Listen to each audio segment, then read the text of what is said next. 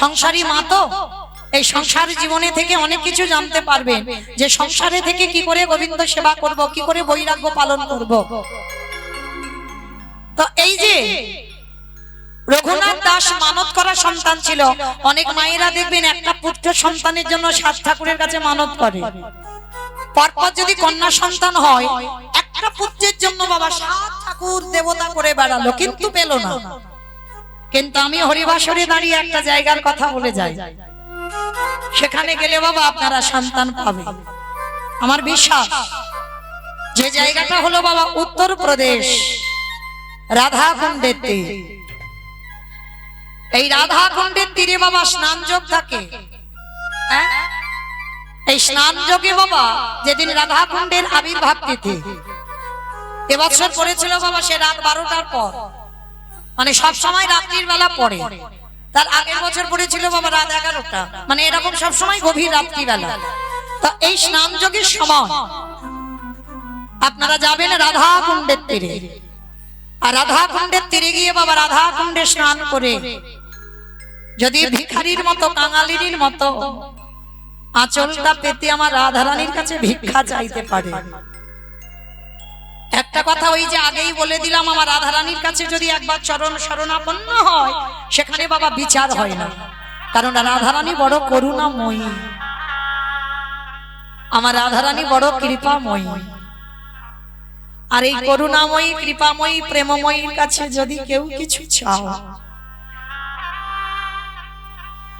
আমার রাধারানী তার আঁচল ভরে দেয়।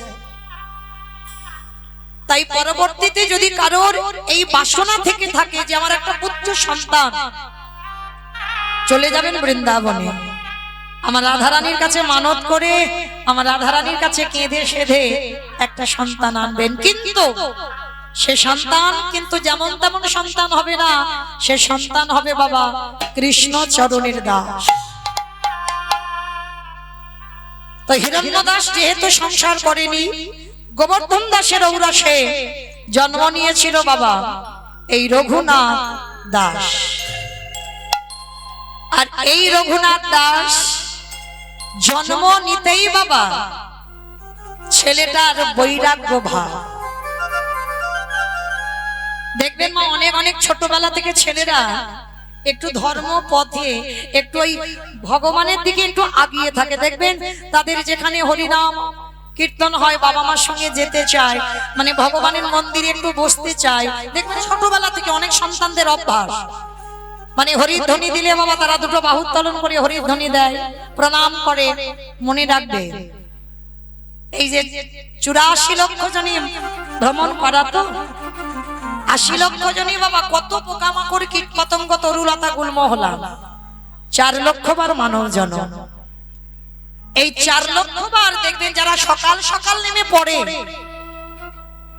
মনে রাখবে এই 4 লক্ষ বারের হয়তো বাবা শেষের দিকে চলে এসেছে। কিন্তু বলতে সবাইকে হবে, কৃষ্ণ ভজনের পদ অবলম্বন সবাইকে করতে হবে। এখন হয়তো তুমি বাবা ভগবানকে ধার ধাচ্ছ না, কিন্তু আসতে হবে কোনো না কোনো জন্মে সবাইকে এই হরি ভজনের পদ অবলম্বন করতে হবে।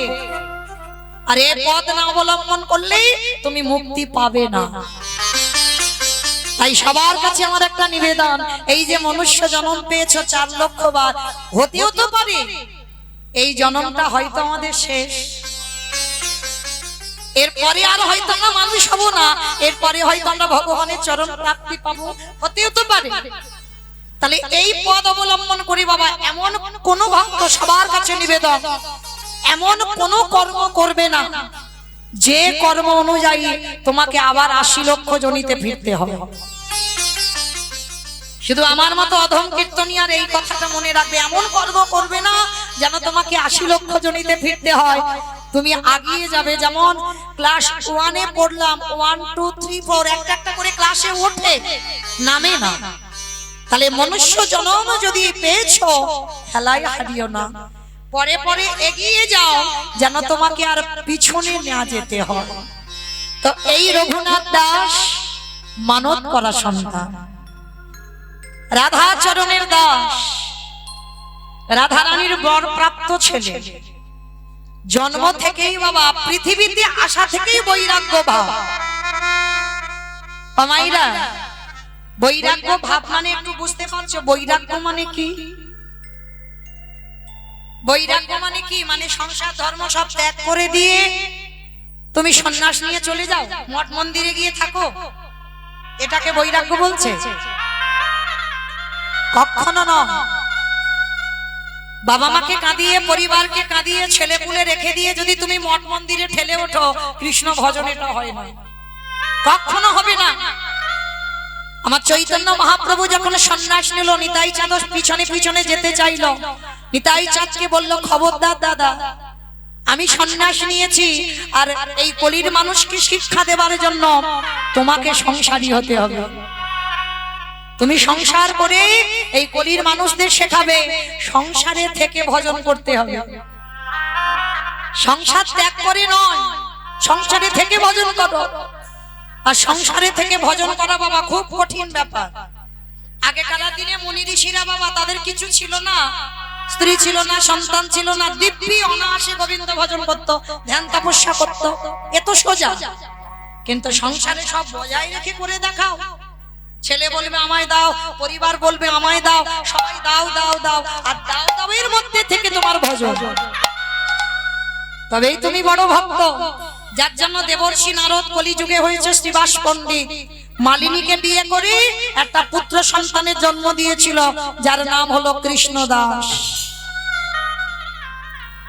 সংসার করে ভজন করে দেখাও, আর সংসারে থেকে বৈরাগী হও। মায়েরা, সংসারে থেকে বৈরাগী মানে কি? বিষয়সু অনাসক্তি। এই যে বিষয়সু অনাসক্তি মানেটা কি? বিষয়ের প্রতি আসক্তি থাকবে না। ভালো করে বুঝবেন মা, কোন বিষয়ের কথা বললো আমার মহাপ্রভু? কোন বিষয়? বিষয় বলতে কোনটা বোঝালো? ওই যে টাকা পয়সা, ঘর বাড়ি, জায়গা জমি সম্পত্তি, এইগুলো কিন্তু বিষয় বলে। কি মা, আপনারা কি বোঝেন? এইগুলো তো বিষয় না। মহাপ্রভু তো এই বিষয়ের কথা বলেনি। তাহলে কোন বিষয়ের কথা বললো? তোমার দেহের এই 10 ইন্দ্রিয়ের বিষয়। যেদিন তোমার দেহের 10 ইন্দ্রিয়গুলো একটু একটু করে গুটিয়ে নিতে শিখবে, কেউ যেন ঊর্ধ্বমুখী না হয় বাবা, সব কটাকে নিম্নমুখী করে দাও। যেদিন তোমার জিহ্বার লালসা চলে যাবে, কলির মানুষ অন্নগত প্রাণ, কোন রকমে বাবা একটু আলু সিদ্ধ অন্ন হলেই হয়ে যাবে। মানে জীবের যে স্বাদ, মানে আজকে যে ভালো কিছু রান্না করে খেতে হবে, অন্ন না খেলে কলির মানুষ বাঁচবে না, কোন রকমে পেটটা ভরার মতো। যেদিন তোমার জিহ্বার কোনো লালসা থাকবে না, একটু আলু সিদ্ধ অন্ন হলেই হবে, সেদিন তুমি নিজেকে বুঝতে পারবে, কাউকে বলতে হবে না বাবা, নিজে বুঝতে পারবে তোমার জিহ্বার বৈরাগ্য এসে গেছে। যেদিন তোমার এই দুটো কান, কোনো আজে বাজে কথায় কান যাবে না, কোনো আজে বাজে গান শুনতে চাইবে না, কোথায় একটু গীতা ভাগবত হরি নাম সংকীর্তন হবে, তোমার কান সেই দিকে ছুটে যাবে। সেদিন তুমি নিজে নিজে বুঝতে পারবে যে তোমার কানের বৈরাগ্য হয়ে গেল। যেদিন তোমার দুটো চোখ সাধুগুরু বৈষ্ণব চরণ আর আমার গোবিন্দ চরণ ছাড়া আর কিছু দেখতে ভালো লাগবে না, ভক্ত সঙ্গ ছাড়া আর কিছু ভালো লাগবে না, সেদিন তুমি জানবে তোমার দুটো চোখের বৈরাগ্য হয়ে গেল। যেদিন তোমার দেহ অঙ্গ স্পর্শ থেকে চলে যাবে, কি বাবা, প্রতিটা মানুষের মধ্যে একটা অনুভূতি কাজ করে, হ্যাঁ, এই অনুভূতিটা থাকবে না। তোমাকে একটা পুরুষ স্পর্শ করলো না, তোমাকে একটা নারী স্পর্শ করলো, তোমার মধ্যে কোনো অনুভূতিটা আসবে না। আর যেদিন তোমার মধ্যে কোনো অনুভূতি থাকবেই না, সেদিন তুমি জানবে তোমার এই দেহের বৈরাগ্য হয়ে গেল। আর যেদিন তোমার মন সব চিন্তা থেকে দূরীভূত, মানে আজকের প্রসাদ পেয়েছো, আজকের গোবিন্দ ভজন করেছো, আজকের আমি কীর্তন গাইছি, ব্যাস, মানে কালকের যে কি খাবো, কালকের আমি কি করব, এইটা আজকে থেকে ভেবে রাখতে হবে না। যেদিন তোমার মন সব চিন্তা থেকে দূরীভূত হবে, সেদিন তুমি জানবে তোমার মনেরও বৈরাগ্য হয়ে গেল। যেদিন একটা একটা করে কাম ক্রোধ লোভ মোহ মদ আশ্চর্য সবকটা রিপুকে তুমি একটু একটু করে দমন করতে শিখবে, মানে সবকটা তুমি গুটিয়ে নিচ্ছ, তোমার আর এরা ঊর্ধ্বমুখী নয় বাবা।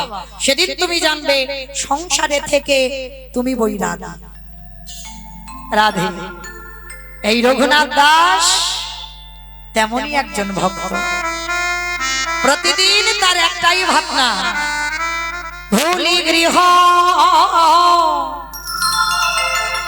সাজ সবে সপেছি তো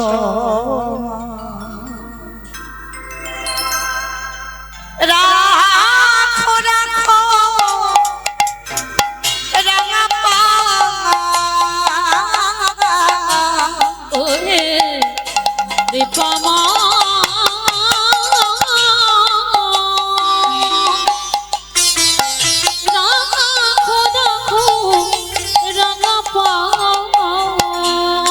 ভুলি গৃহ সাজন সবে সপেছি তো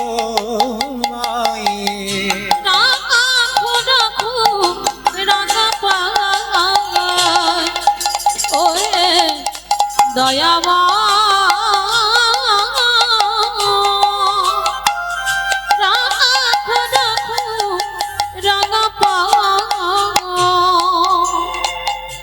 সংসারে মরুভূমি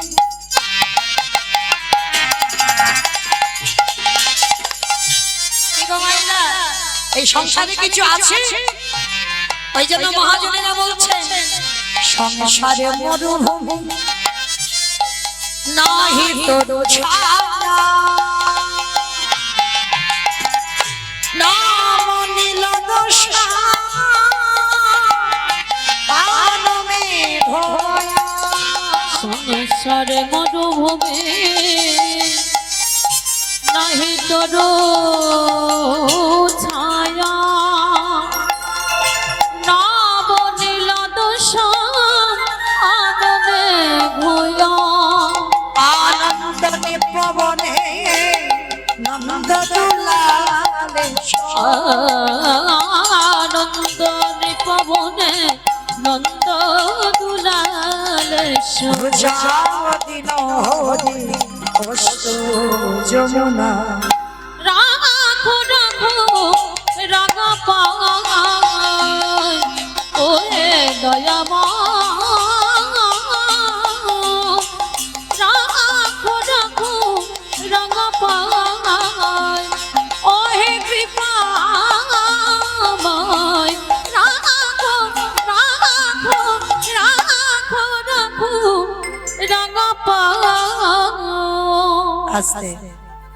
রঘুনাথ ছোটবেলা থেকে বাবা এমন বৈরাগ্য, রাস্তা দিয়ে যদি কোনো সাধুগুরু বৈষ্ণব দেখে ও রঘুনাথ বাবা ঘর থেকে ছোট্ট বাচ্চা তো ঘর থেকে চলে যায় তাদের সঙ্গে, আবার প্রহরীরা রঘুনাথকে ধরে আনে, মানে তার কিছুতেই ঘরে থাকতে ভালো লাগে না। কোথায় ভাগবত হচ্ছে, কোথায় একটু সাধু সঙ্গ হচ্ছে, ওই ভক্ত সঙ্গ হচ্ছে, ওর সেই দিকে মন চলে যায়। আবার ছেলেকে খুঁজে খুঁজে, বড় লোক তো জমিদার, আবার খুঁজে খুঁজে নিয়ে আসে। 5 বছর বয়স হলো রঘুনাথের বাবা, আর যখন রঘুনাথের 5 বছর বয়স হলো না, বাবা জ্যাঠা মনে মনে করছে যে একে পাঠশালায় দিতে হবে, আর গুরু পাঠে না পাঠালে ছেলে ভালো হবে না, ওকে গুরু পাঠে রাখতে হবে। আমাইরা এখনকার দিনে আমরা মারা কি করি, ছেলে মেয়েরা স্কুলে যায় আবার বিকাল বেলা চলে আসে, কিন্তু যেটাকে এখন আমরা বলি না ছেলে মেয়েকে বোর্ডিং এ দিয়ে রাখা, তখনকার দিনে ওটাই হচ্ছে গুরু, ওটা গুরু আশ্রমে থাকা, মানে থেকে পড়তে হবে। হঠাৎ বললে বাবা মা দেখা করতে পারবে না, মাসে হয়তো 2 বার এরকম দেখা সাক্ষাৎ করা যাবে, এত মানে কঠিন শাসন। তো ছেলে এত বাবা বৈরাগ্য ভাব, তো ছেলেকে বললো দাঁড়া, ওকে আমরা গুরু আশ্রমে রেখে আসি। হিরণ্য দাস আর গোবর্ধন দাস ছেলে রঘুনাথকে নিয়ে বাবা গেল গুরুকুলে। কোথায়? যে গুরুদেবের নাম হলো বাবা বলদেব আচার্য। এই বলদেব আচার্য মহাশয় তিনি কি করতেন? ভাগবত পাঠ শোনাতেন। আর ওনার আশ্রমে বহু বহু ছাত্র, বহু বহু ছোট ছোট ছেলেরা ওই রঘুনাথের বৈশীরা থাকে। তা যেই না হিরণ্য দাস আর গোবর্ধন দাস গিয়েছে, গুরুদেব গুরুদেব আজকে থেকে আমার রঘুনাথ আপনার আশ্রমে থাকবে।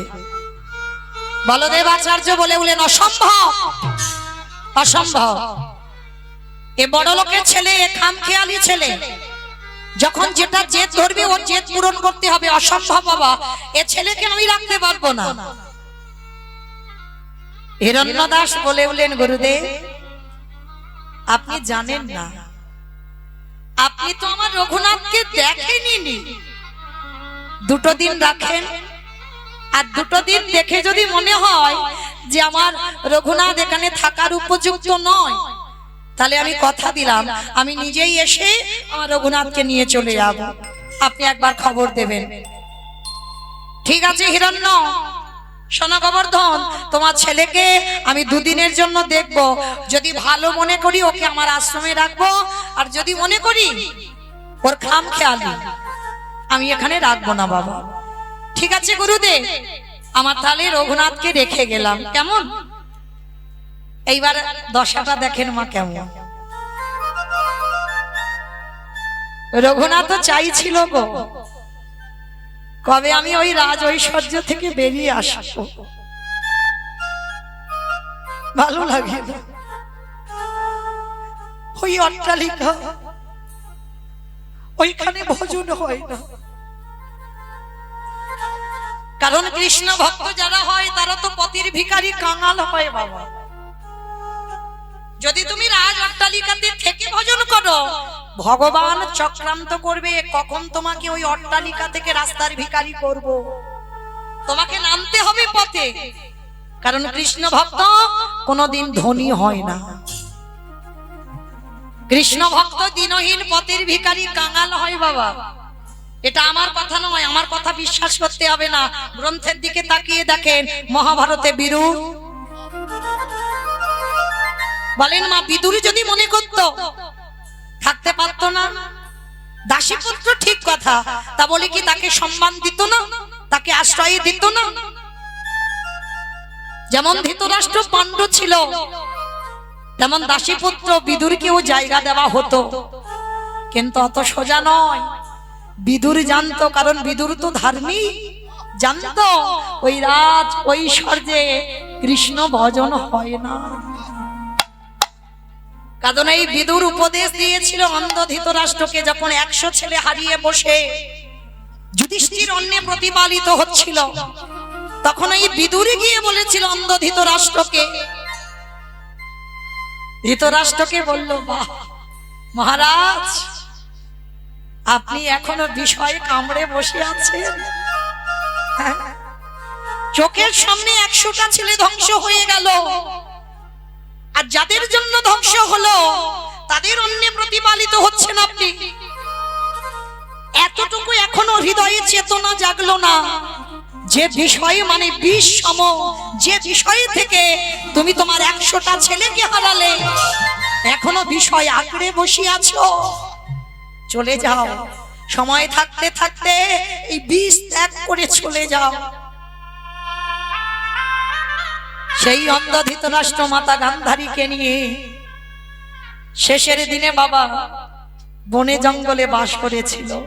শেষের মৃত্যুটা তো ওই দাবানল মানে জঙ্গলে আগুন ধরে গেল, সেই আগুনে পুড়ে অন্ধ ধৃতরাষ্ট্র আর মাতা গান্ধারী বলল, যে স্বামীর জন্য আমি চোখে কাপড় বাঁধলাম, যে স্বামীর জন্য আমি পৃথিবীর আলো দেখি না, তাহলে সেই স্বামী যদি পুড়ে প্রাণ ত্যাগ করে, তাহলে আমি তো ওই সঙ্গে সহমরণ নেব।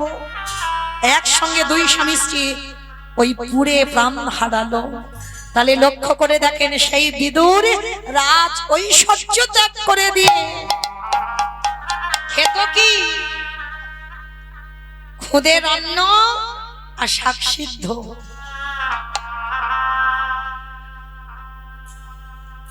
মা পরাশরীর পরনে জীর্ণ মলিন বস্ত্র। আর যেদিন কৃষ্ণ গেল ঘরে, খেতে দিল খুদের অন্ন শাক সিদ্ধ, আর গাছে কলা পড়েছিল কলার খোসা। এরাই কৃষ্ণ ভক্ত। তাকিয়ে দেখেন কৃষ্ণের বন্ধু সুদামার দিকে। যে কৃষ্ণের বন্ধু হয় সে পারে না বাবা স্ত্রীর পরনে একটা ভালো দামি পোশাক দিতে পেরেছিল? সুদামার যে সন্তান ছিল খেতে দিতে পারেনি। স্ত্রীর পরনে যে পোশাকটা পরতো, একটাই পোশাক ঘরে থেকে শুকনো করে আবার পরনে পরতো, মানে কতটা কাঙাল, কতটা গরিব। এরাই কৃষ্ণ ভক্ত। আর যারা জমিদারিতে থেকে বাবা যাদের চেতনা হলো, তাদের জমিদারি থেকে বের করে দিল। তাকিয়ে দেখেন লালা বাবু, আমার কথা বিশ্বাস করতে হবে না, প্রমাণ তো পড়ে আছে বাবা। তাকিয়ে দেখো নরোত্তম দাস ঠাকুর। এই নরোত্তম দাস ঠাকুর এই লোকনাথ বাবাজিকে গুরু জ্ঞানে সেবা করেছিল। কিন্তু মা সচরাচর দীক্ষা সবাইকে দেওয়া যায় না। এখন তো বাবা অনলাইনে দীক্ষা হচ্ছে, মোবাইলে দীক্ষা হচ্ছে, জগৎ কত উন্নত এখন। ভালো করে আপনারা নিজেরা বিবেক দিয়ে প্রশ্ন করেন বাবা, সত্যি কি এটা দীক্ষা হলো? যেমন আমার শাশুড়ি মা দীক্ষা নিয়েছে কি করে জানো? মাইকে বলেছে সবাই আপনাদের মতো বসে আছে, দীক্ষা হয়ে গেছে। দেখো এটা কেমন দীক্ষা? এটা দীক্ষা নয়, এই গুরু খুঁজে বেড়াতে হয়। সবাই গুরু নয়, কখনো সবাই গুরু হতে পারে না। আর গুরু যে হবে সে কোনোদিন ওই মোবাইলে দীক্ষা দেবে না, ওই সবার মাঝখানে সবাইকে বসিয়ে রেখে একসঙ্গে জড়ো করে কোনোদিন মাইকে দীক্ষা দেবে না, কখনো এটা হয় না বাবা। দীক্ষা নিতে গেলে শুদ্ধ আচরণ করে গঙ্গা স্নান করে গুরুদেবের বাম পাশে বসো। গুরুদেব শিষ্যের দেহটাকে ছিদ্র করে দেয়। গুরু যদি ধরতে হয়, শ্রী শ্রী রামকৃষ্ণ পরমহংসদেব ছিল গুরুদেব। শিষ্যের ক্যান্সারটা গুরুদেব গলায় নিয়ে নিয়েছিল, এদের তো বলবে গুরুদেব। আর এখন গুরুদেবকে একটা গুরুদেবকে জিজ্ঞেস করে দেখো বাবা, যে আমার এই শরীরে এত থাইরয়েড বেড়েছে, একটু গুরুদেব নিয়ে নেবে, ভাগাভাগি করে নেব, নিতে পারবে কিনা? কখনো পারবে না। কারণ এই জগতে প্রকৃত গুরু বড় দুর্লভ, আর প্রকৃত শিষ্য বড় দুর্লভ। তো আজকের জগতে এই লোকনাথ গোস্বামীকে গুরু জ্ঞানে স্বীকার করেছিল কে? না জমিদারের ছেলে নরোত্তম দাস ঠাকুর। নরোত্তম দাস ঠাকুর যখনই যায় ওই লোকনাথ বাবাজির কাছে, লোকনাথ গোস্বামী বলেছিল অসম্ভব, আমি কোনোদিন কাউকে দীক্ষা দিতে পারবো না। কেন? কারণ দীক্ষা দিলে শিষ্যের কাছে বিক্রি হয়ে যেতে হয়। আর আমি কোনোদিন দীক্ষা দিইনি, আমি তোমাকে দীক্ষা দিতে পারবো না। কিন্তু বাবা নরোত্তম তো মনে মনে গুরু জ্ঞানে ভেবে নিয়েছে যে লোকনাথ গোস্বামী আমার গুরুদেব। কিন্তু মা এই গুরু ধরলে হবে না, গুরু সেবা করতে হবে, গুরুর কাছে গিয়ে থাকতে হবে, গুরু সেবা করতে হবে। কারণ কলিযুগে গুরুরূপী তো ভগবান। কারণ এটাই জগৎকে শেখালো বাবা, কৃষ্ণ রুষ্ট হলে গুরু রাখিতে পারে, আর গুরু রুষ্ট হলে কৃষ্ণ রাখিতে না রে। মানে ভগবান যদি রেগে যায় আমার গুরুদেব রক্ষা করতে পারবে, কিন্তু গুরুদেব যদি রেগে যায় আমার ভগবান কৃষ্ণের সাধ্য নাই যে আমার কৃষ্ণ রক্ষা করবে। তাহলে আজকে সেই গুরুদেব লোকনাথ বাবাজিকে গুরু জ্ঞানে কিন্তু সেবা করতে হবে, দীক্ষা দেয়নি। কিন্তু দীক্ষা না দিলে কি হবে? রাতের অন্ধকারে কাছে গিয়ে সেবা করতে পারতো না। নরোত্তম দাস কি করে সেবা করতো জানো? ব্রহ্ম মুহূর্তে লোকনাথ গোস্বামী উঠে স্নানে যেত। ব্রহ্ম মুহূর্তে মানে সূর্য উদয়ের 1 ঘন্টা 36 মিনিট আগে। আর স্নানে গিয়ে গঙ্গার পাড়ে বসে বাবা ওই বাহ্যক্রিয়া করত, মানে মল ত্যাগ করত। আর যেখানে বাবা ওই বাহ্যক্রিয়া করতো না, সেইখানে প্রতিদিন ওই ভোরের বেলা যায় আর ওই মল ত্যাগ করে চলে আসে। আর নরোত্তম গুরু সেবা করবে কি করে? গুরুর কাছে তো যেতে পারে না, কারণ শিষ্য বলে মানে না, স্বীকার করে না, তাহলে গুরু সেবা করবে কি করে? রাতের অন্ধকারে যখন গুরুদেব পায়খানা করে চলে আসতো, নরোত্তম দাস ঠাকুর ওই রাতের অন্ধকারে যেত, ভোরের আলো একটু একটু করে প্রকাশ পেয়েছে। আর নরোত্তম দাস গিয়ে যেখানে গুরুদেব পায়খানা করেছিল, দুটো হাতে করে ওই পায়খানাটা তুলে নিত। আপনাদের আমাদের মতো মানুষ নয়, জমিদারের ছেলে নরোত্তম। বড়লোক বলা ভুল হবে, জমিদারের ছেলে। গুরুদেবের পায়খানাটা তুলে নিয়ে সেই পায়খানাটা বুকে নিয়ে কাঁদত। গুরুদেব, জানি না কোন জন্মে কুকর্ম করেছিল, কিন্তু আমার বিশ্বাস আমি তোমাকে ছাড়া আমি কাউকে গুরুদেব বলে স্বীকার করব না। তুমি আমায় দীক্ষা দাও বা না দাও, কিন্তু আমি তোমাকে গুরু জ্ঞানে দেখেছি, গুরু জ্ঞানী মানব। তাই তোমার চরণ যখন সেবা করবার অধিকার আমার নেই, আমি রাতের অন্ধকারে এসে এই ভোরের বেলা বসে থাকি। কোথায় তুমি পায়খানা করো, আমি নিজের হাতে ওই পায়খানাগুলো পরিষ্কার করব। লোকনাথ বাবাজি প্রত্যেক দিন এসে দেখে না বাবা, যে জায়গাটায় পায়খানা করে সেই জায়গাটা প্রতিদিন পরিষ্কার, কে যেন একেবারে নেতা দিয়ে মুছে দিয়ে রেখেছে। অবাক হয়ে গেল লোকনাথ বাবাজি, কি ব্যাপার? প্রতিদিন আমি পায়খানা করি, তাহলে পায়খানাগুলো যাই কোথায়? আর এত সুন্দর করে পরিষ্কার করা কে করে? এ তো এই পায়খানাটা পরিষ্কার নিশ্চয়ই কেউ করে, তবে আজকের আমায় দেখতে হবে এ কর্মগুলো কে করে। আজকের লোকনাথ বাবাজি পায়খানা করেছেন, পায়খানা করে ওই জলছছ করে আড়ালে দাঁড়িয়ে আছে গাছের তলায়, দেখি কি করে। আজ নরোত্তম দাস ঠাকুর ওই নয়ন জলে বক্ষ যুগল ভাষায়, যেখানে গুরুদেবে পায়খানা করেছিল সেইখানে হাঁটু রেখে হাত জোড় করে বললেন, হে গুরুদেব, জানি না এই জীবনে কত অপরাধ করেছি, যার জন্য তোমার কৃপায় আমি লাভ করতে পারলাম না। ও গো গুরুদেব,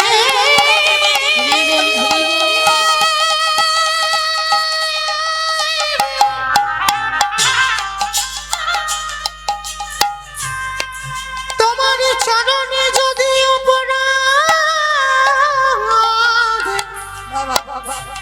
অপরাধে করে থাকি, তুমি আমায় নিজ গুণে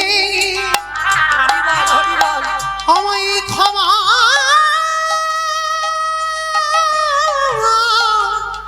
করে দিয়ে,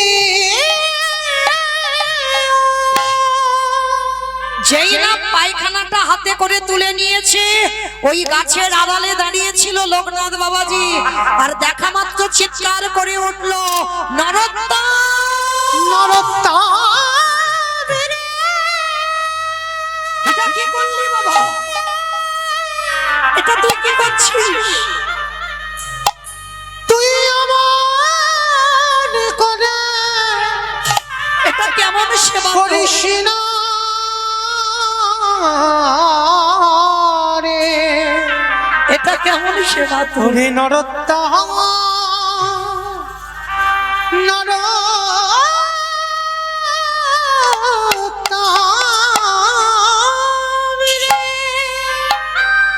এটা তোর কেমন সেবা? ওরে, দীক্ষা না দিয়েও তো তুই আমাকে কিনে নিলি রে বাবা। তার মানে তুই প্রতিদিন আমার পায়খানাগুলো পরিষ্কার করিস। গুরুদেব,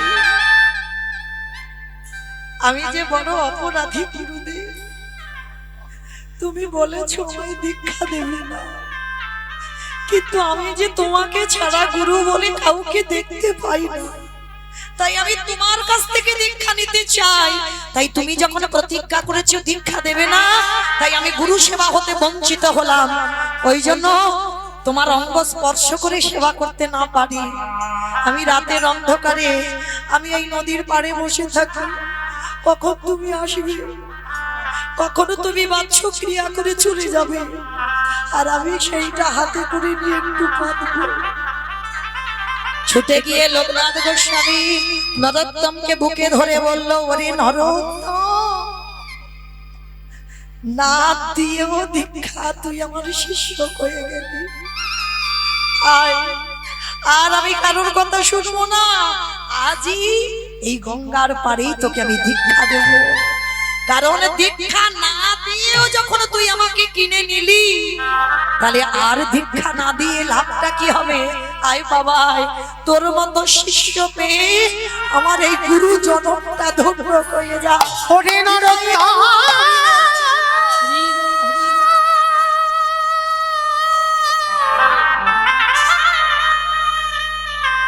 একেবারে আমার হৃদয়ে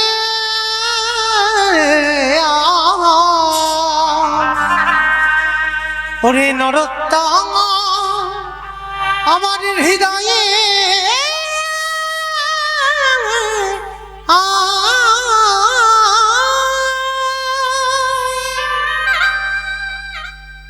সেই নরোত্তম দাস ঠাকুর জমিদারের ছেলে হয়ে কৃষ্ণ পাবার লালসায় পথের ভিখারি হয়ে কি কর্ম করলো দেখো। আর আজকের লীলায় এই রঘুনাথ জমিদারের ছেলে হয়ে আজকের এর দশাটা দেখো কেমন।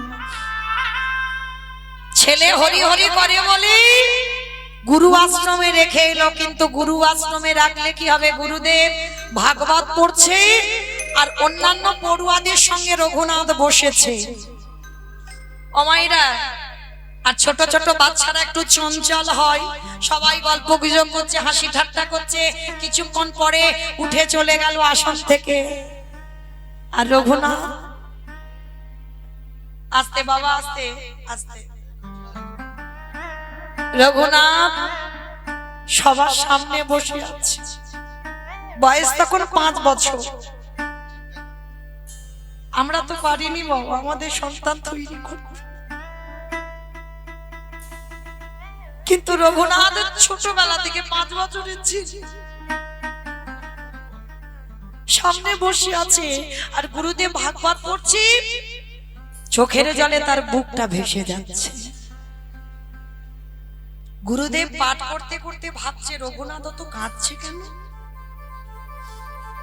নিশ্চয়ই ছোট বাচ্চা তো, বাবা মার কথা মনে পড়ছে। সবে একটা দিন এসেছে এখানে, তো অন্যান্যদের কারোর সঙ্গে বন্ধুত্ব হয়নি, সবাই চলে গেছে, রঘুনাথ একা বসে আছে। গুরুদেব ভাগবতটা রেখে রঘুনাথের কাছে গিয়ে বলছে, রঘুনাথ এই বাবা কাঁদছিস কেন? বাবা জ্যাঠা মায়ের কথা মনে পড়ছে? না গুরুদেব। তাহলে কি এখানে ভালো লাগছে না বন্ধু কেউ নেই বলে? না গুরুদেব। তাহলে তুই কাঁদছিস, তুই কি ভাগবতের কিছু বুঝতে পেরেছিস? না গুরুদেব। তাহলে কাঁদছিস কেন তুই? গুরুদেব আমি কেন কাঁদছি জানো? বল বাবা কেন কাঁদছিস? গুরুদেব আমি কি তারে পাবো না? কার কথা বলছিস রঘু? কাকে পাওয়ার কথা বলছিস? গুরুদেব আমি কি কোনোদিন কৃষ্ণ চরণ পাবো না? গুরুদেব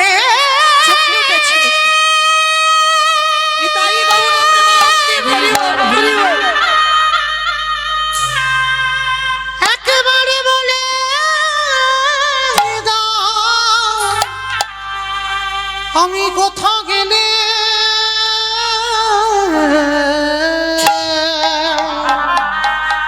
আমি কোথা গেলে আমার কৃষ্ণ পাবো? রঘুনাথ এইটুকু বয়সে তুই কৃষ্ণ পাবার জন্য কাঁদছিস? ওরে, আমি এতদিন ভাগবত পড়ে, ভাগবত শুনে, ভাগবতের শ্লোক মুখস্থ করে আমার মুখ থেকে একদিনও বেরোলো না, আমি কি তারে পাবো না? আর তুই ওইটুকু ছেলে, তোর মুখ থেকে একটা কথা, আমি কি তারে পাবো না?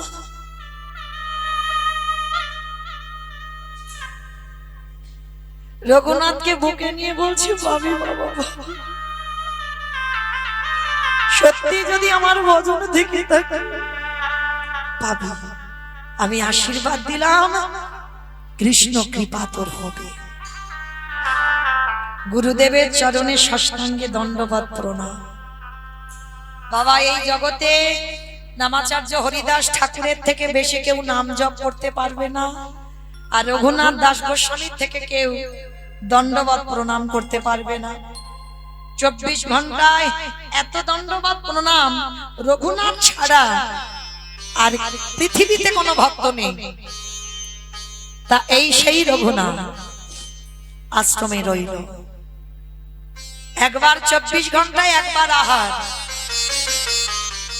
যারা যারা আশ্রমে আছে বাবা, কত কত খায়,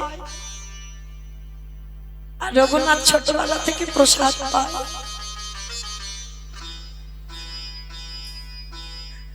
রঘুনাথ একবার আহার করে।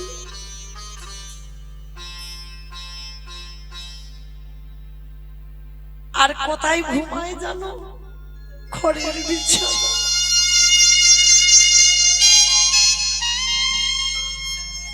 খড়ের বিছানায় শয়ন, আর 24 ঘন্টায় একবার আহার।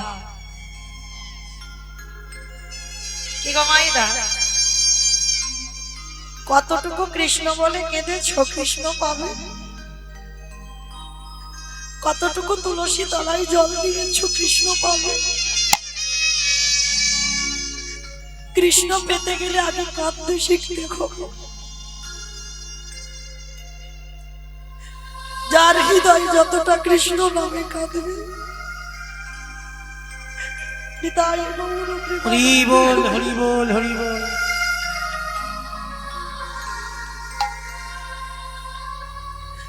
কৃপা তত তাড়াতাড়ি তার বেশি হবে।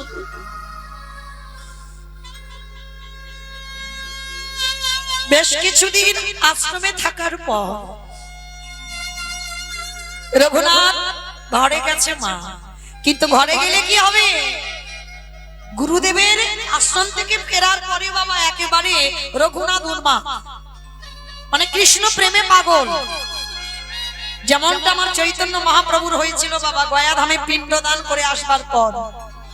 আর কাউকে চেনে না, না চেনে মাকে, না চেনে স্ত্রীকে, না বন্ধু বান্ধব কাউকে চেনে, শুধু কৃষ্ণ নামে পাগলের মতো কেঁদে যায়। আমার রঘুনাথের সেই রকম দশা, সারাদিন শুধু কাঁদে। আর রাস্তা দিয়ে বা কোথাও যদি ওই ভক্ত দেখে, সাধুগুরু বৈষ্ণব দেখে, রঘুনাথ ঘর থেকে পাগলের মতো ছুটে তাদের সঙ্গে চলে যায়। গোবর্ধন দাস আর হিরণ্য দাস বিরক্ত হয়ে বলেন, এই কে আছিস নারী প্রহরী, ওই রঘুনাথকে সবাই বন্দী কর। ছেলেটার জ্বালায় আমরা একেবারে নাজেহাল হয়ে যাচ্ছি। যখন তখন ঘর থেকে হরি হরি করে চলে যাচ্ছে, যখন তখন ওই বাড়ি থেকে চলে যাচ্ছে সাধুদের সঙ্গে, ওকে কারাগারে বন্দী কর। তখনকার দিনে জমিদার হিরণ্য দাস আর গোবর্ধন দাস কারাগারে বন্দী করবে রঘুনাথকে, যেমন হিরণ্যকশিপুর প্রহ্লাদকে করেছিল। হরিনাম করার অপরাধে 5 বছরের প্রহ্লাদকে কারাগারে বন্দী করলো। বাবা, যারা যারা কৃষ্ণ চরণ পেয়েছে বাবা, জীবনের ইতিহাসটা একটু পড়ে দেখবে। রাত সুখে কৃষ্ণ ভজন নয়, আনন্দে সুখের রাজ্যে বসে কৃষ্ণ ভজন।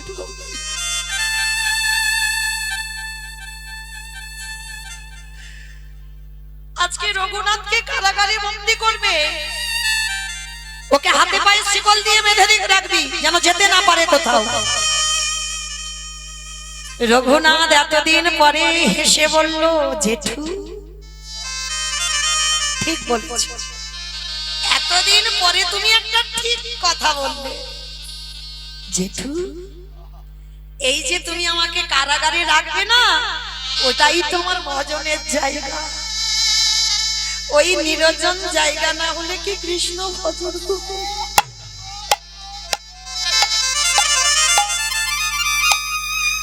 লোকালয়ে কৃষ্ণ ভজন হয় না জেঠু।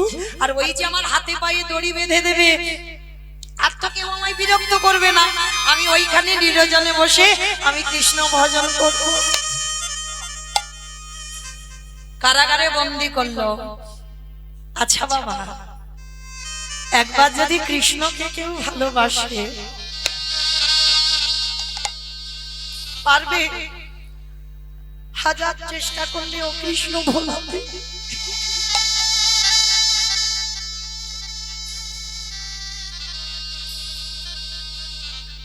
হাজার কিছু করে যাবে, কিন্তু কৃষ্ণ চরণ ভুলবে না। কৃষ্ণ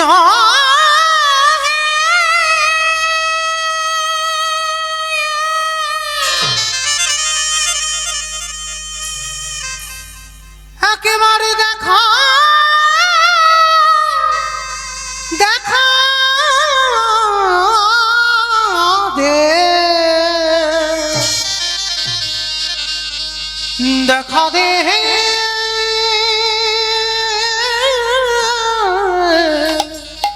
কৃষ্ণ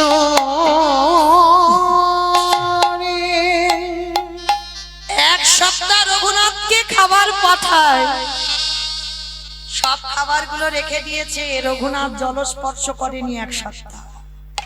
হিরণ্যদাস যখনই খবর পেয়েছে রঘুনাথ কিছু খাচ্ছে না, হিরণ্যদাস শেষে ডাক দিল, রঘুনাথ!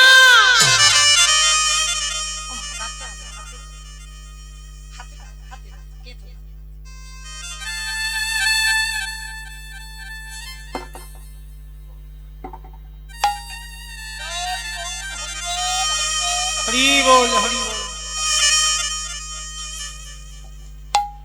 হিরণ্যদাস শেষে বলে উঠলেন, রঘুনাথ, শুনলাম তুমি নাকি যা খাবার পাঠাচ্ছি তুমি কিছু খাচ্ছ না। তুমি এক সপ্তাহ খাবারগুলো রেখে দিয়েছো, কিছু খাচ্ছ না। রঘুনাথ, তুমি আমাদের বংশের প্রদীপ, তোমাকে পড়াশোনা শেখাচ্ছি আমাদের জমিদারি দেখভাল করবার জন্য। রঘুনাথ, কি হয়েছে বাবা তোমার? তুমি কেন এত কাঁদো? তুমি কেন এত কষ্ট পাও? রঘুনাথ, আজকে আমি তোমার জেঠু বলছি, বলো তুমি কি চাও আমার কাছে?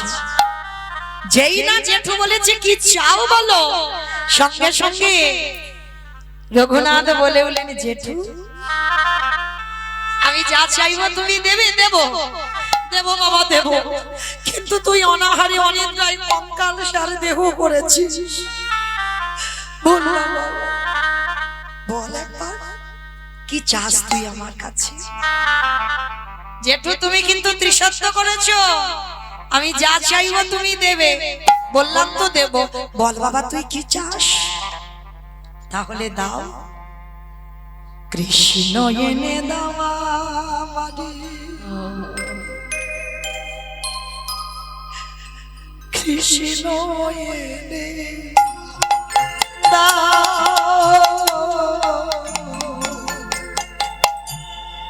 কৃষ্ণ এনে দাও আমারে, কৃষ্ণ এনে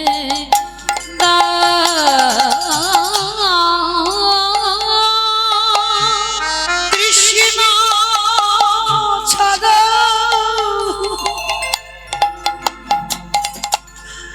আমার প্রাণে বাঁচে না, আমার কৃষ্ণ এনে দাও।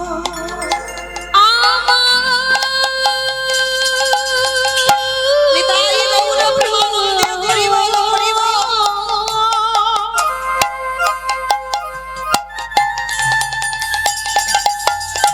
ওই কৃষ্ণ ছাড়া প্রাণে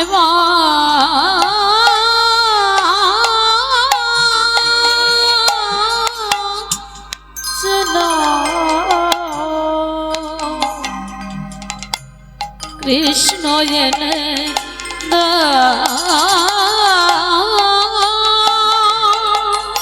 এটা কেউ বুঝে না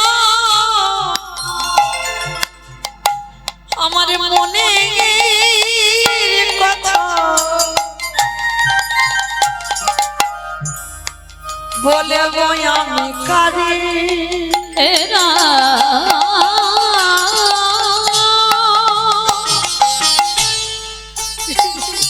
কেউ বোঝে না আমি কৃষ্ণ ছাড়া যে বাঁচবো না আমার মনে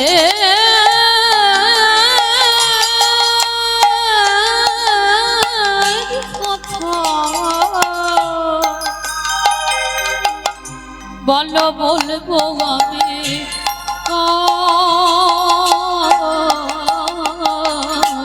কৃষ্ণ এনে দাও আমায়, কৃষ্ণ এনে দাও, কৃষ্ণ এনে দাও আমারে এনে দাও,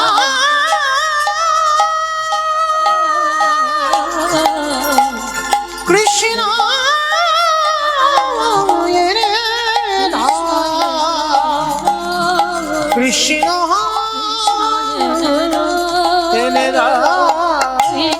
এনে দাও।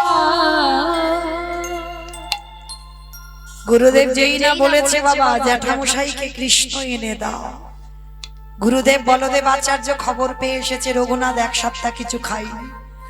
রঘুনাথ, এসব তুমি কি করছো? শুনলাম তুমি নাকি এক সপ্তাহ খাওয়া দাওয়া সব বন্ধ করে দিয়েছো। ও মাইরা, এই জড় জগতেও ভালোবাসা হয়, কেউ কারোর জন্য ভালোবেসে প্রাণ হারায়, কেউ কাউকে ভালোবেসে পাগলের মতো ছুটে যায়, কিন্তু ভালো যদি বাঁচতে হয়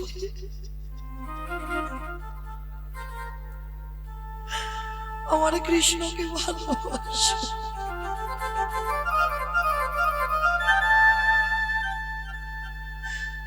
যে প্রেমটা তুমি জড় জগতে দেবে সেই প্রেমটা যদি আমার ভগবানকে দাও,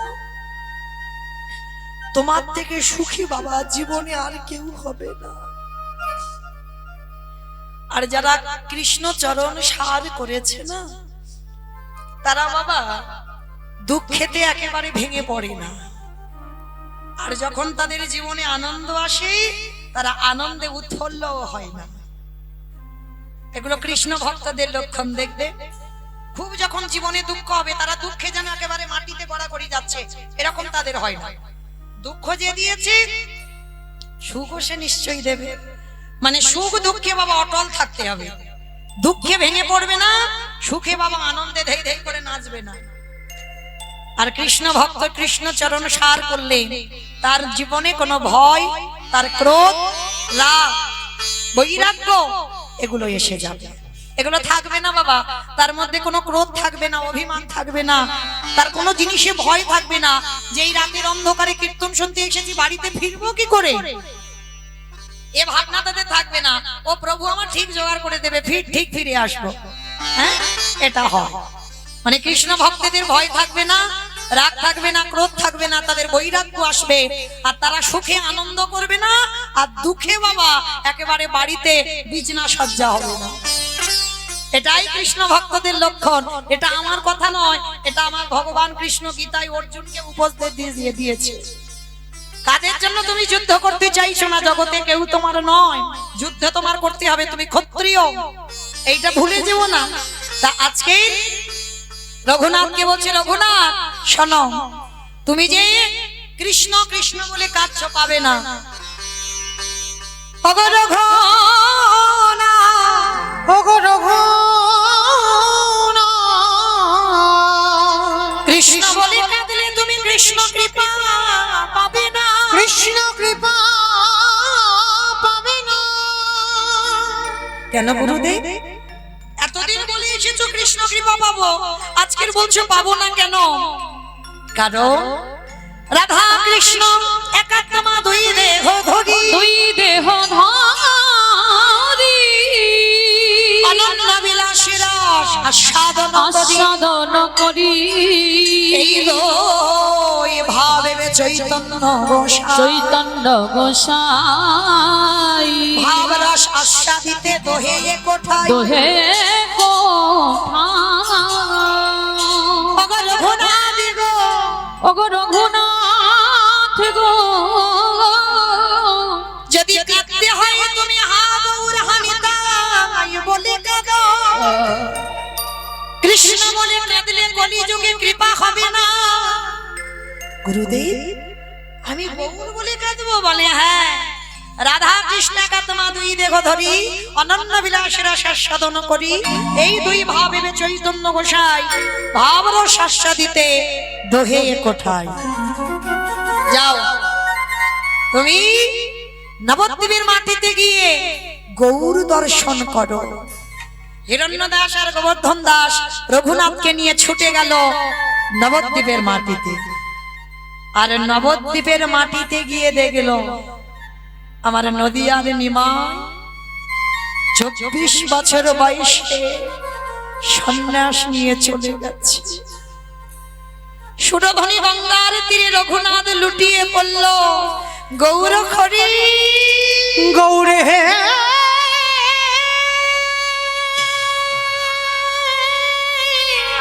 যখনই তোমার ঠিকানা পেলাম তুমি আমায় ছেড়ে চলে গেলে।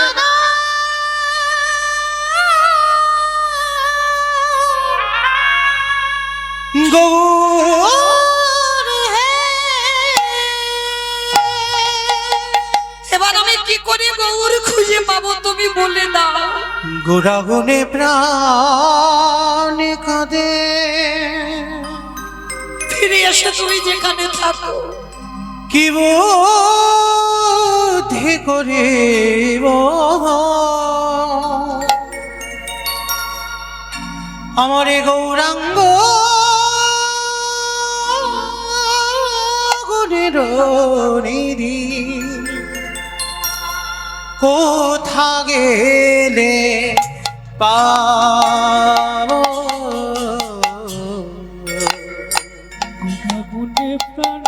পাগলের মতো কাঁদছে রঘুনাথ। তুমি ফিরে এসো গৌর হরি, ফিরে এসো। কি বুদ্ধি করিব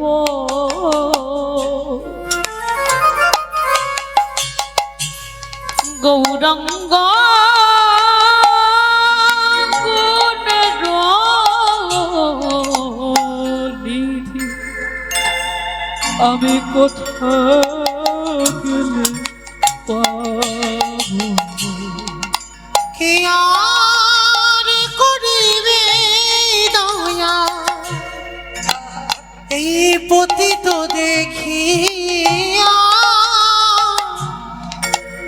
দুর্লভ হরির নাম কে দেবে যাচিয়া।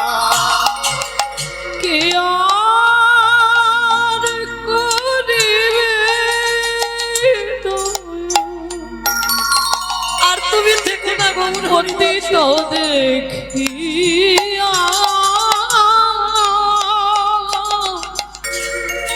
দুর্লভ হরি নাম কে দেবে যাচিয়া। অকিঞ্চনে দেখি গে উঠিবে কাঁদিয়া, গৌরী বিনে শূন্য হলো সকল নদিয়া। হৃদয় গৌর হরিব, হরিব। উঠিবে কাঁদিয়া গৌর বিহরে নদিয়া অন্ধকার। ওলো সোনার নদিয়া। বাসুদেব ঘোষ কাঁদে গুণ সাগরিয়া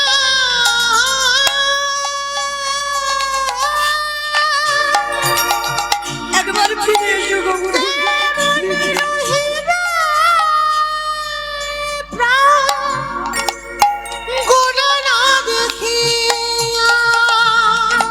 বাসুদেব ঘোষে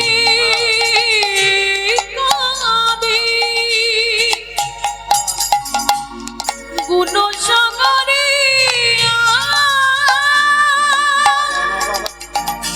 কেমনে রহিবে প্রাণ করুণা দেখিয়া। আমি কোথা গেলে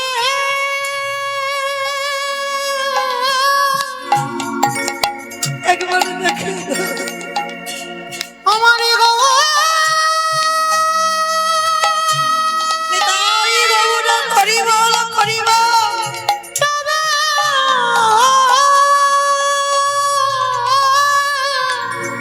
তোমরা জানো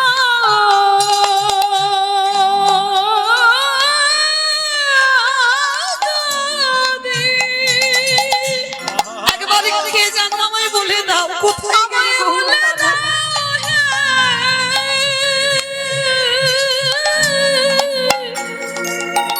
আমি কথা গেলি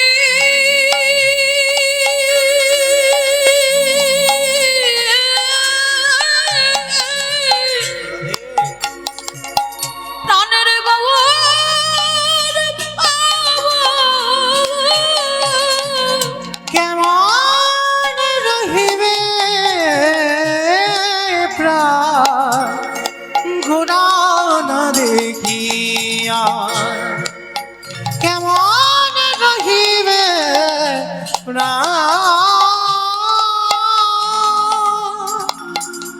ঘোড়া না দেখিয়া নয়নের জলে রঘুনাথ কাঁদিয়ার বলি হে গৌর হরি। যখন আমি জানতে পারলাম ব্রজেন্দ্র নন্দন কৃষ্ণ তুমি, সেই যখন নদিয়া দেখা দা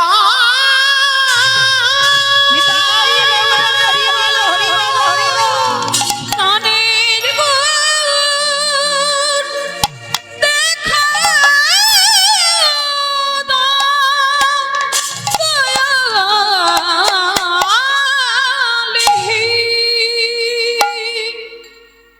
বাবা জ্যাঠা রঘুনাথকে ধরে নিয়ে বাড়িতে চলে গেল। পাগলের ভাব হয়ে গেল রঘুনাথে।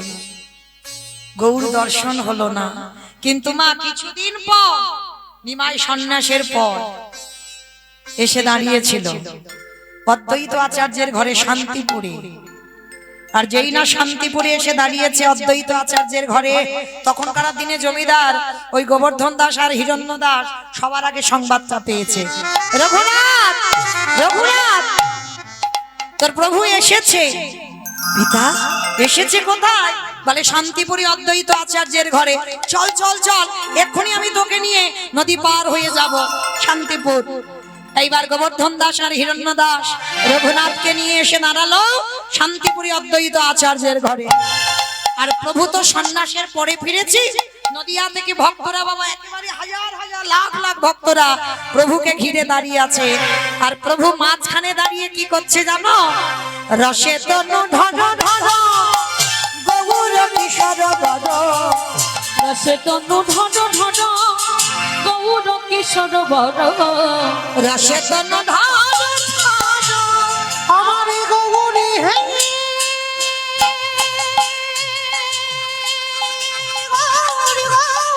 গৌরী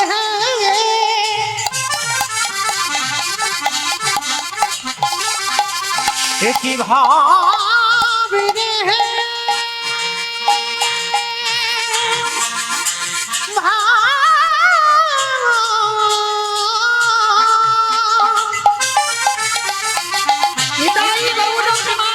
হরি বল। একই ভাবে ভাব রে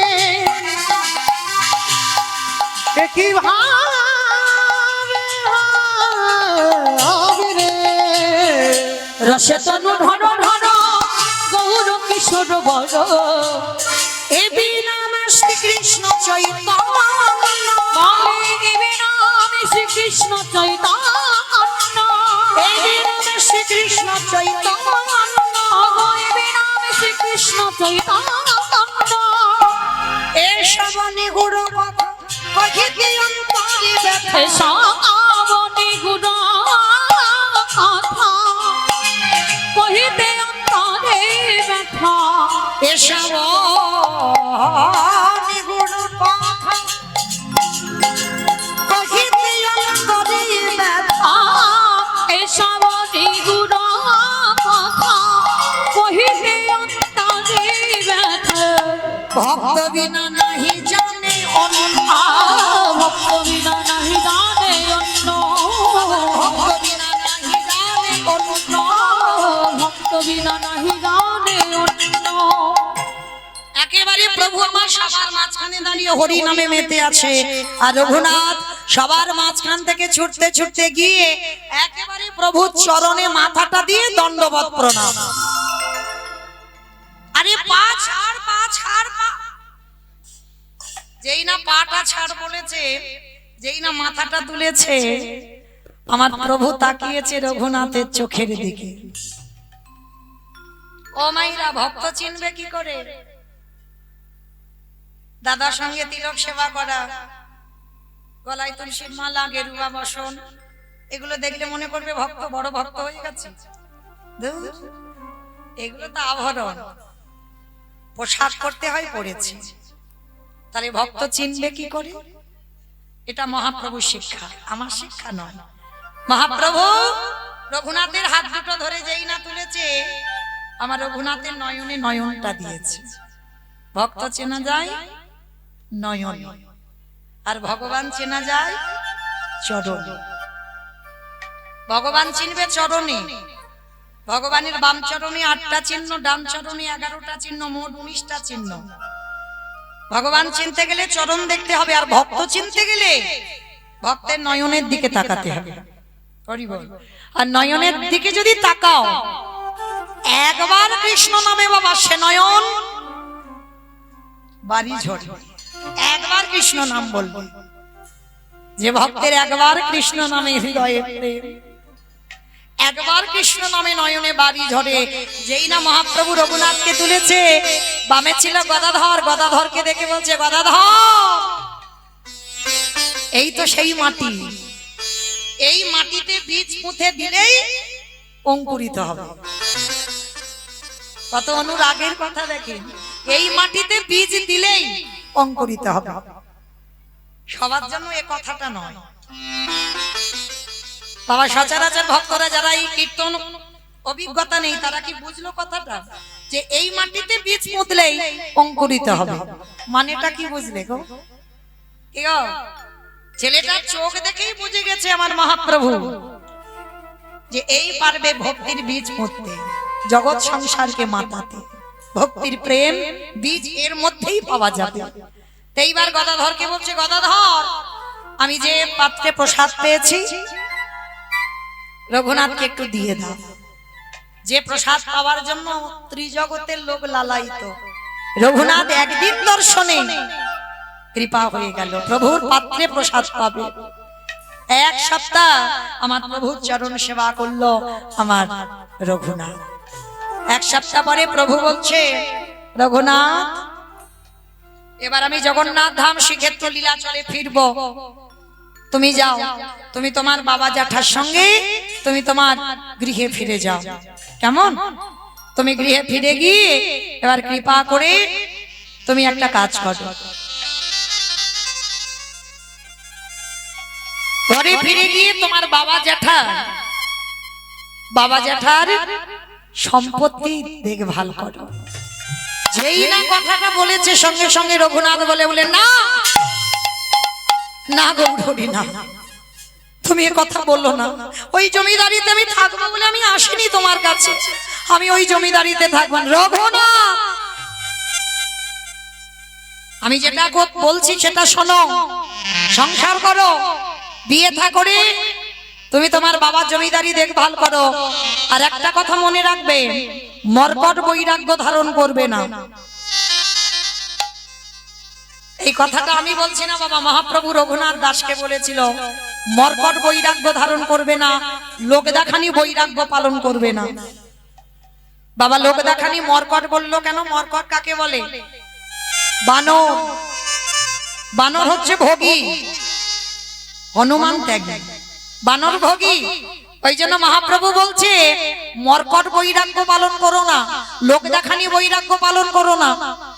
দেখবেন বাবা অপরাধ নিও না, অনেকে আছে লোক দেখানি বৈরাগ্য পালন করছে, সাজটা আছে বৈরাগ্য ভাব, কিন্তু বাবার হৃদয়টা এতটুকু বৈরাগ্য আসেন, এতটুকু আসেন। ওই জন্য মহাপ্রভু বলছে বৈরাগী সেজে বসো না, বাইরে বৈরাগ্য হওয়ার আগেই ভিতরটাকে আগে বৈরাগী সাজিয়ে দাও, তারপরে তুমি বাইরে সাজাবে। নিতাই গৌর হরি বল, হরি বল, হরি বল। এতটুকু জায়গা জমি নিয়ে এখনো যদি লালসা থেকে থাকে, কি বাবা ভাইয়ে ভাইয়ে দ্বন্দ্ব হয় কোনোদিন? যদি কোনো জ্ঞানী ভক্ত এখানে থাকেন, চিরস্থায়ী যখন কিছু নয়, তাহলে এতটুকু জায়গার জন্য এত মারামারি কাটাকাটি খুনোখুনি কেন? এক ভাই যদি মনে করি ও যদি ওইটুকু নিয়ে সুখ পায়, থাক, কারণ এটা তো চিরস্থায়ী নয়, না আমি থাকবো না ও থাকবে। এই ভাবনা যদি কারোর আসে, তাহলে বাবা জগতে এত দ্বন্দ্ব থাকে না, এত বিবাদ থাকে না, এত বিচ্ছেদ থাকে না। হ্যাঁ, এইটা আমরা বুঝি না বলে আমরা কলির মানুষরা বাবা এত সংসারের পাকে সব ঘোরাঘুরি করছি। আর এইটা একবার যে বুঝে যাবে পৃথিবীতে সব অনিত্য, যেটা আজকের আমার কালকের অন্য কারো, তার হৃদয় বাবা কোনোদিন দুঃখ কষ্ট জ্বালা যন্ত্রণা থাকবে না। ওই যে একটু আগে বললাম, দুঃখে ভেঙে পড়বে না আর আনন্দে ধেই ধেই করে নাচবে না। হ্যাঁ, সে আগে থেকে জেনে যাবে, হ্যাঁ সুখ ছিল কপালে তাই ভগবান আমার সুখ দিয়েছে, এতে আনন্দ করার কিছু নেই। আর দুঃখ ওটাও তো ভগবান দিয়েছে, আমার ছিল তাই দিয়েছে, এইটা তার মনে এসে যাবে। তো আজকে রঘুনাথকে বললো শোনো, লোক দেখানি বৈরাগ্য করবে না, বৈরাগ্য যেদিন তোমার সত্যি আসবে সেদিন তোমাকে আমার কাছে আসতে হবে না, আমি কৃপা করে তোমাকে আমার কাছে নেব। নিতাই গৌর হরি বল, হরি বল। তাইবার সেই রঘুনাথ আজকে কি করলো দেখো বাবা, মহাপ্রভুর কথা মতো নৌকাতে চড়ে ফিরবে ঘরে। আর ফিরতে ফিরতে বাবা যে জায়গাটা পানিহাট, অনেকে গেছেন পানিহাটির মেলা, আর পানিহাটি গিয়ে নৌকাটা যেই না তীরে, ওরে বাবা ওই দেখো কত লোক, মানে এত লোকের ভিড় বাবা, মানে গঙ্গার জলে পর্যন্ত লোক নেমে দাঁড়িয়ে আছে। আরে ওইখানে কি হচ্ছে একবার যাই তো দেখি। রঘুনাথ গিয়ে শুনলো ওখানে আমার প্রভুর দাদা নিতাই চাঁদ এসেছে। আর যেই না শুনেছে প্রভুর দাদা, সঙ্গে সঙ্গে রঘুনাথ কি করেছে, তাড়াতাড়ি করে একেবারে ছুটতে ছুটতে গিয়ে একেবারে নিতাই চাঁদের চরণের দণ্ডবত। আর যেই না নিতাই চাঁদের চরণে দণ্ডবত, সঙ্গে সঙ্গে নিতাই চাঁদ বলে উঠলেন, আরে চোর চোর চোর চোর চোর। অমাইরা চোর চোর বললো কেন? আর এই পানিহাটি এরা তো সবাই অবাক হয়ে গেল, সবাই তো রঘুনাথকে চেনে, ও জমিদারের ছেলে, ও তো জীবনে চুরি করতে পারে না, তাহলে নিতাই চাঁদ চোর বললো কেন? কেউ কি এখানে বুঝতে পারছো চোর বললো কেন? পাচ্ছ না? কারণ আছে। কারণটা কি জানো? এই যে চোর বলেছিল একটাই মাত্র কারণ, এই নিতাই চাঁদের চরণ ভজনটা তো আগে করতে হবে, তারপরে তো তুমি গৌর চরণে যেতে পারবে। তার নিতাই বাদ দিয়ে তুমি গৌরের কাছে গেলে তাহলে হবে ভজন। নিতাই পদ কমল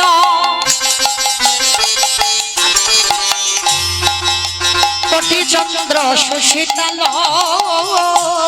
নিতাই পদ কমল কোটি চন্দ্র সুশীতল, ওগো যে ছায়া জগত জোড়া, অগজে ছায়ায় জগত জুড়া। আস্তে বাবা, এইগুলো মহাজনী পদাবলী, বৈষ্ণব পদাবলী, এইগুলো শ্রবণ করা সার্থকতা আর গাওয়া সার্থকতা। হেন নিতা দিনের ভাই,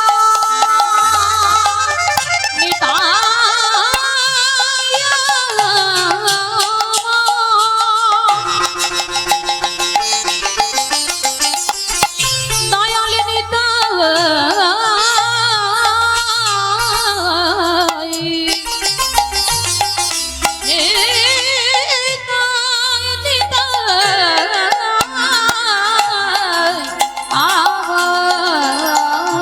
আমার হেন নিতাই বিনে ভাই, রাধা কৃষ্ণ পাইতে নাই। অগতির করি ধরণী তাইয়ের পাই, অগধীর করি ধরণীতে আয়ের বলি ভজ ভজ নিতাই ভজ, তোমরা নিতাই ভজলে গৌরে পাবে। বলি গৌরে ভজলে ব্রজে যাবে। তোমরা ভজো ভজো নিতাই ভজ হরি ভজ, নিতাই গৌরে পাবে, ভজ ভজ নিতাই ভজ, ভজলে নিতাই গৌরে পাবে। ভজো ভজো নিতাই ভজো, আমার নিতাই ভজলে ব্রজে যাও। ভজো ভজো নিতাই ভজো।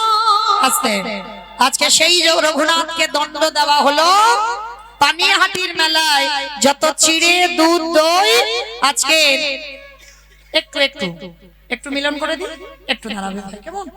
কারণ আমাকে টাইমটা তো ঠিক বলেনি, এই জন্য। টাইমটা যদি ঠিক বলতো তাহলে হতো না এমন। একটু 5 মিনিট বললো যে 10টা আস্তে পর্যন্ত করছে, কেন বলবে না কি? আস্তে, টাইম ঠিক হয়নি ওই জন্য। যাই হোক, এসে গেছে এইবার সেই রঘুনাথ আজকের পানিহাটির মেলাতে বাবা আজকে দণ্ড দেওয়া হলো। আজও যারা যাবেন ওখানে চিড়ে দুধ দই সেবা করে। আজকের সেই রঘুনাথ ঘরে গেল, আর রঘুনাথ ঘরে যেতে রত্নাবতী নামে একটা মেয়ের সঙ্গে বিবাহ দেওয়া হলো। আর বিবাহ দেওয়ার পর ফুলশয্যা রাত্রিতে সেই রঘুনাথ স্ত্রীকে ত্যাগ করে চলে গেল জগন্নাথ ধাম, পুরী ধাম। পরের দিন যখন বাবা জ্যাঠা জানতে পারলো যে রঘুনাথ সংসার ত্যাগ করেছে,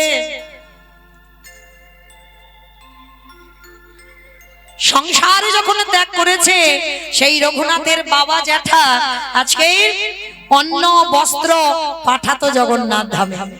আর সেই জগন্নাথ ধামে গিয়ে অন্ন বস্ত্র রঘুনাথ দান করত। আর সেই রঘুনাথ যখন দান করত, আস্তে আস্তে আস্তে দাদা ভাই, আস্তে আস্তে আস্তে আস্তে, ঠিক আছে, এসে গেছে এসে গেছে দাদা। না না না না, আস্তে আস্তে দাদা, দাদা অপরাধ নেবেন না, হাত জোড়ো করে অনুরোধ করছি। সে যাই হোক, একটা ভুল বোঝাবুঝি হয়েছে, যাই হোক, কিন্তু আমাকে বলেছে 10টা, সেই জন্য সেইভাবে লীলাটা যাবে। হঠাৎ করে দুম করে তো ছেড়ে দেওয়া যায় না। ঠিক আছে, এসে গেছে, আমি একটু মিল করে দেব, একটু কথাই বুঝিয়ে দেব, একটু বুঝে নেবেন।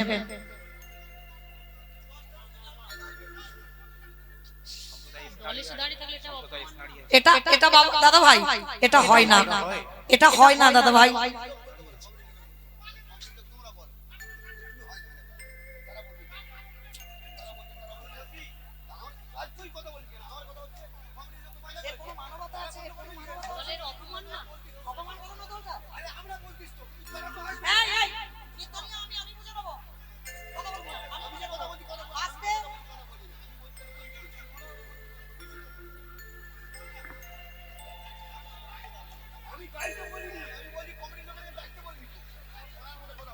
আস্তে আস্তে আস্তে আস্তে, আচ্ছা ঠিক আছে, আমি গাইছি, এখন গাইছি, আমি লীলাটা সমাপ্ত করব, করলে উঠবে। একটু একটু একটু শান্ত হন। নিতাই গৌর প্রেমানন্দে হরি বল, হরি বল, হরি বল। আজকে সেই রঘুনাথ যখন জগন্নাথ ধামে, পুরী ধামে গেলেন, বাবা জ্যাঠা ওই অন্ন বস্ত্র পাঠাতো, আর রঘুনাথ সেটাকে নিয়ে আজকে রঘুনাথ ওই অন্নদান, বস্ত্রদান, অর্থদান করত ওই জগন্নাথ ধামে, পুরী ধামে। আর যখনই অন্নদান বস্ত্রদান করত, সেই অন্নদান বস্ত্রদান নিয়ে রঘুনাথ ওই পুরী ধামে যত যত গরিব কাঙাল ছিল সমস্ত গরিব কাঙালদের ওই অন্ন বস্ত্র দিত। তখন আমার মহাপ্রভু যখন জানতে পারলো রঘুনাথ দান করছে, মহাপ্রভুর পছন্দ হলো না। মহাপ্রভু মনে মনে ভাবছে, রঘুনাথ তোমার বাবা জ্যাঠার আছে বলে তোমার বাবা জ্যাঠার অহংকার, আর তোমার যাতে অহংকার না আসে তোমার কাছে নিবেদন, তুমি কৃপা করে কোনদিন কৃপা করে তুমি চেষ্টা করো না যে তোমার বাবা জ্যাঠার মতো তুমি অন্ন বস্ত্র দান করবে। বাবা, দান করার তো একটা নিয়ম আছে। দান করার নিয়মটা কেমন? অনেক অনেক আছে না বাবা, মঞ্চ তৈরি করে আর মঞ্চের উপরে ডেকে ডেকে ওই গ্রামে যত গরিব কাঙাল আছে তাদের নাম লিস্ট করে, আর লিস্ট করে বাবা অন্ন বস্ত্র কম্বল দান করা হয়, অর্থ দান করা হয়। এগুলো বাবা নিজের জ্ঞানের চেতনা। সত্যি কি সেটা দান হলো? তুমি মানুষকে ডেকে অপমান করেছো, সবার সামনে জগৎকে দেখিয়ে দিলে এ কাঙাল, এ খেতে পাই না, পড়তে পারে না, শীতের ঠান্ডায় কম্বল নেই, তাই একে দেওয়া হচ্ছে। কিন্তু যদি দান একান্ত করতে হয় তাহলে রাতের অন্ধকারে বাবা তুমি তাকে গিয়ে কিছু দিয়ে এসো, এটাকে বলে দান। জগতে কারোর জানবার দরকার নেই, জানবার মালিক একজন। নিতাই গৌর হরি বল, হরি বল।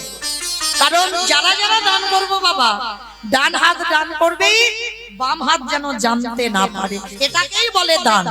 কেউ যেন জানতে না পারে, তুমি জানবে আর তোমার পরমাত্মা রূপী ভগবান জানবে, আর কেউ নয়।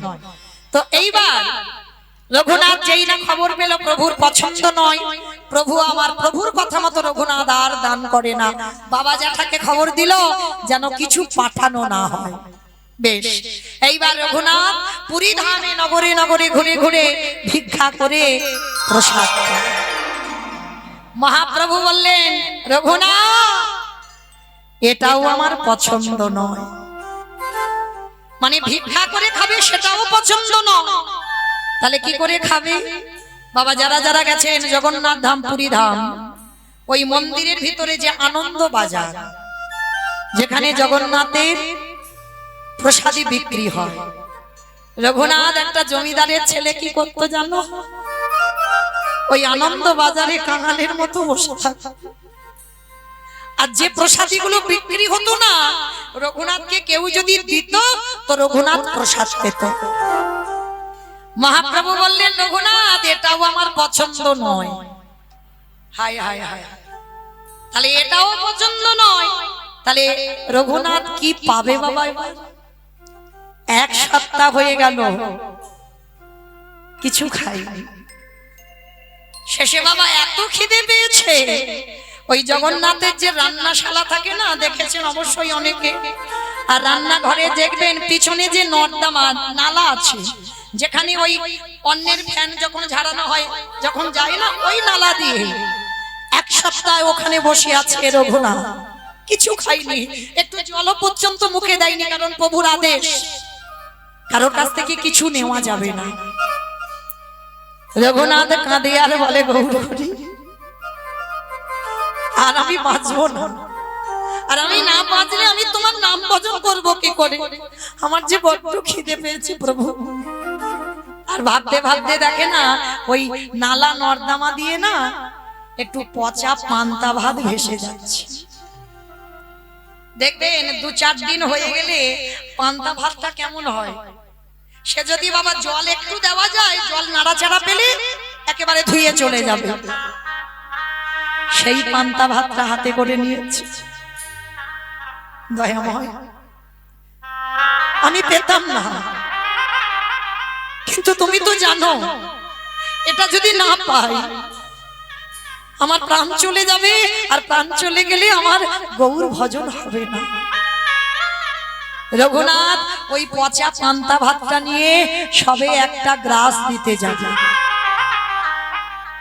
আর ভগবান থাকতে পারে, একেবারে গম্ভীরা থেকে ছুটে এসে একেবারে রঘুনাথের হাতটা ধরেছে।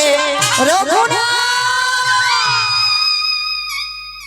পিছনে তাকিয়ে দেখলো প্রভু আমার হাতটা ধরে আছে। প্রভু, প্রভু তুমি এসেছো? রঘুনাথ একা প্রসাদ পাবো, আমায় একটু দিবি না? আমায় একটু দে না গৌর হরি। এ পচা পান্তা ভাত, দূর বোকা, প্রসাদ কোনোদিন পচে রে, প্রসাদ কোনোদিন পচে না। প্রসাদ প্রসাদই হয়, সে যদি 1 মাস পরেও থাকে সেটা প্রসাদ, প্রসাদ পচে না। ওরে ভগবানকে নিবেদন করলে প্রসাদ, আর ভক্ত উচ্ছিষ্ট করে দিলে সেটা মহাপ্রসাদ হয়। আমি ভগবান জনমে জনমে ভক্তের উচ্ছিষ্ট পাওয়ার জন্য কাঁদি। নিতাই গৌর হরি বল হরি বল হরি বল। আজকে সেই ভগবান যেই না তাড়াতাড়ি করে ওই রঘুনাথের হাত থেকে কেড়ে নিতে যাবে, রঘুনাথ দিতে চাইছে না।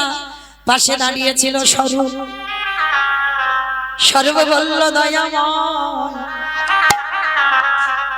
তুমি এমন করে ভক্তের উচ্ছিষ্ট প্রসাদ রঘুনাথ,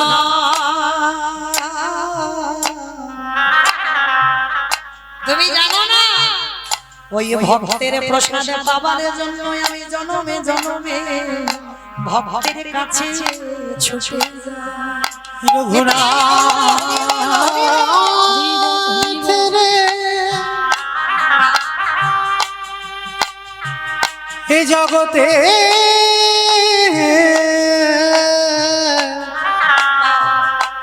সবাই আমায় ভালোবাসে বটে, কিন্তু তোর মতো করে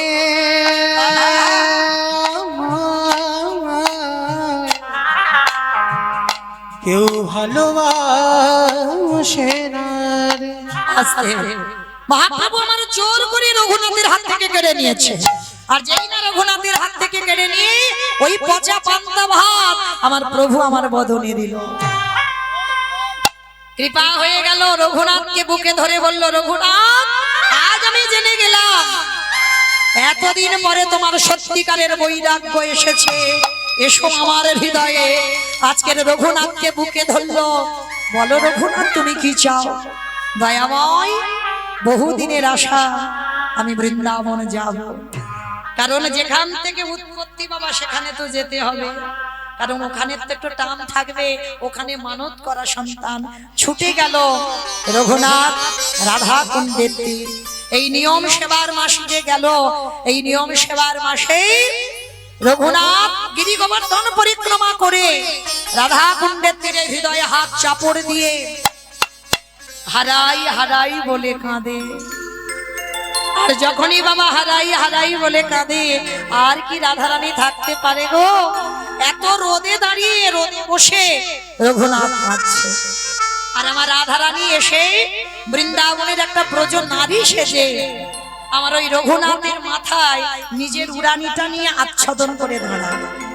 কারণ ভক্তের রোদে কষ্ট হবে, কত প্রেমময়ী কত কৃপাময়ী দেখে। কারণ আমার রাধারানী জানে আমার আশীর্বাদের সন্তানও। যেই না আচ্ছাদন করেছে, রঘুনাথ পিছনে তাকিয়ে বলল, কে মা তুমি? কোনদিন তো তোমায় দেখিনি।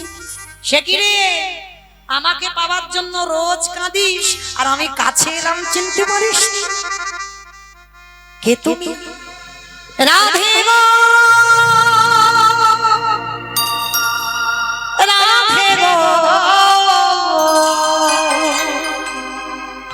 একবারে দেখা দাও রাধে, একবারে দেখা দাও ও রাধে গো।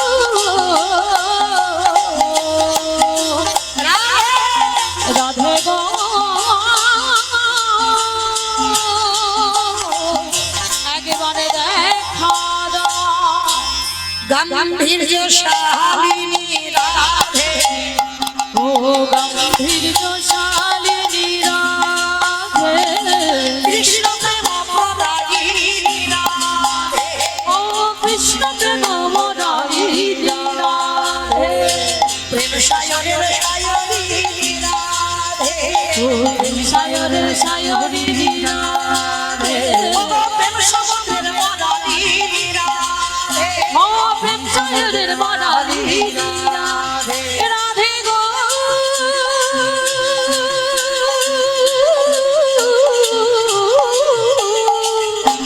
নিতাই গৌর হরি রাধে গো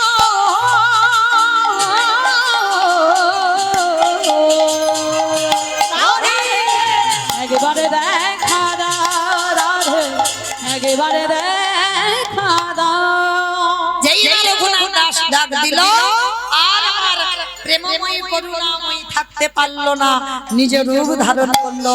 রঘুনাথ চমকে উঠল, তুমি এসেছো, তবে একা তো নয়, আমি তো একা ডাকিনি। একবার কৃপা করে আমার সম্মুখে রাধা কুণ্ডের তীরে তুমি যুগল হয়ে দেখা দাও। আমার মাধব থাকতে পারলো না, রাধারানীকে বামে নিয়ে রঘুনাথের সামনে সাক্ষাতে যুগল রূপে দাঁড়ালেন। মায়েরা, তাহলে আজকের লীলা শুনে কি শিখলাম? সংসারে থেকে যদি সত্যিকারের বৈরাগ্য কারোর এসে যায়, ওই বিষয় বৈভবে থেকে কৃষ্ণ ভজন হবে না। যদি তুমি ত্যাগের মন্ত্রে দীক্ষা নিতে পারো, তাহলে তোমার কৃষ্ণ প্রাপ্তি হবে হবে হবে। নিতাই গৌর প্রেমানন্দে হরি বল। শ্যামের বামে দাঁড়াইল নবীন কিশোরী বল।